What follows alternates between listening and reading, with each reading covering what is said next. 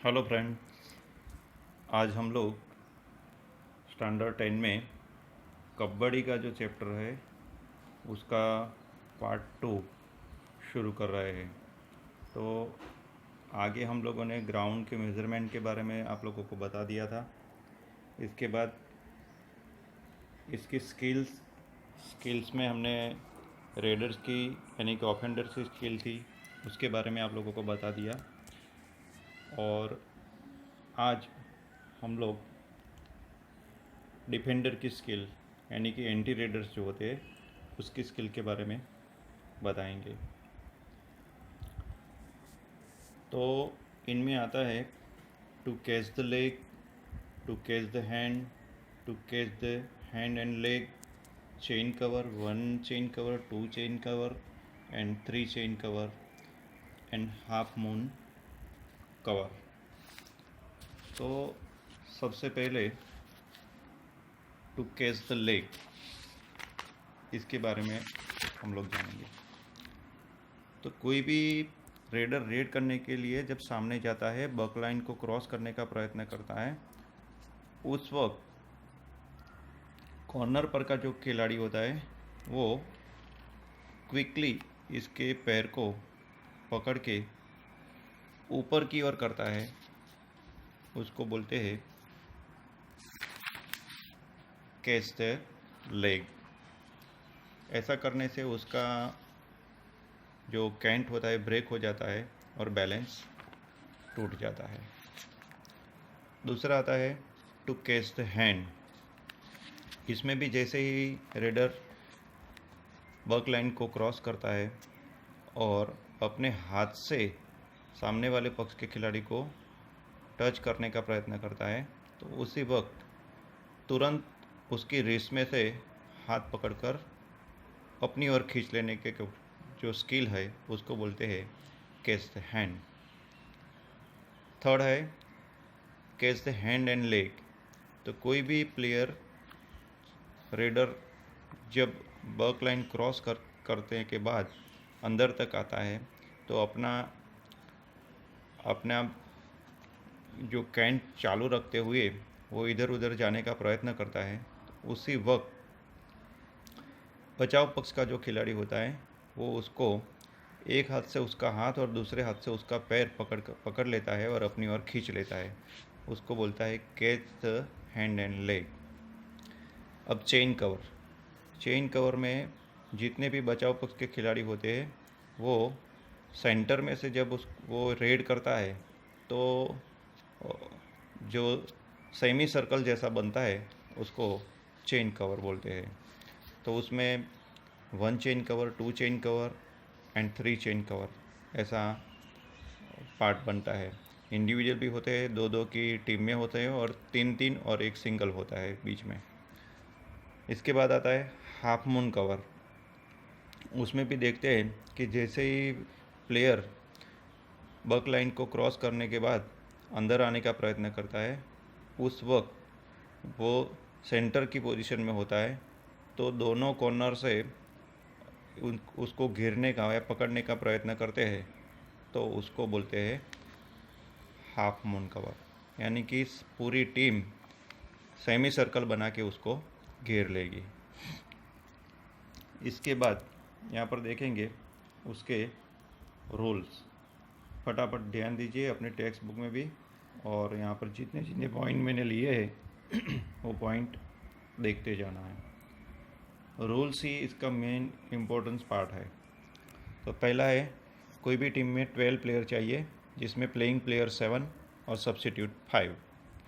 Second, जो place है वो played on smooth plain ground, अभी तो मैट्रेसेस पर भी खेल सकते हैं। थर्ड, गेम की शुरुआत टॉसिंग द कॉस होता है। तो टॉस से जब करते हैं तो उसको 2 विकल्प मिलते हैं, यानी कि रेड या अपनी पसंद का ग्राउंड।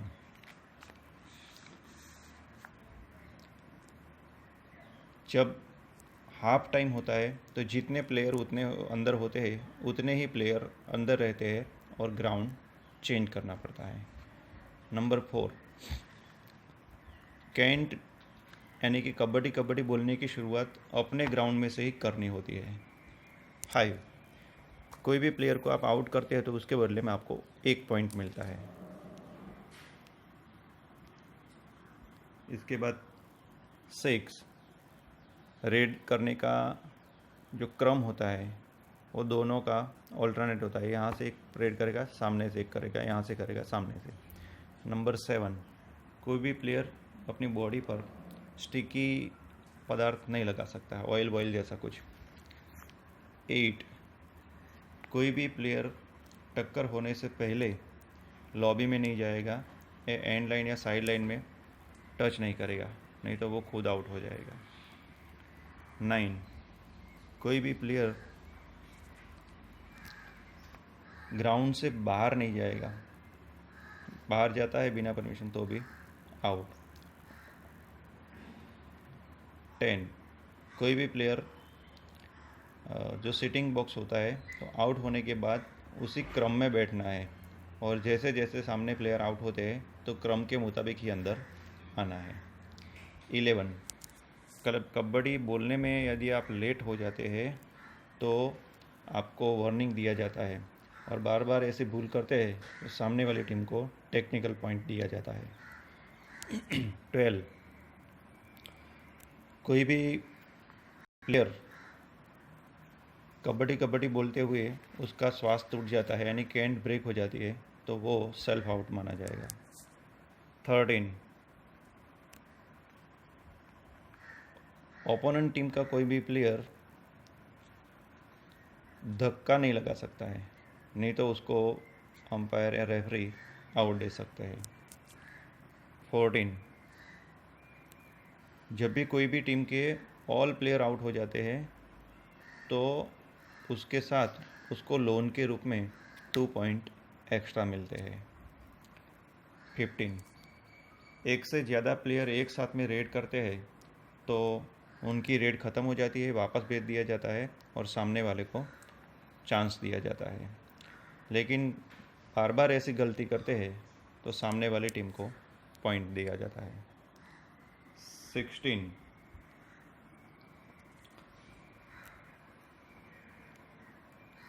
रेडर जब अपने मैदान में होता है तब सेंटर लाइन कोई भी प्लेयर जो बचाव पक्ष का होता है वो बिना परमिशन सेंटर लाइन को क्रॉस कर सकता नहीं है, नहीं तो क्रॉस करेगा तो भी आउट माना जाएगा।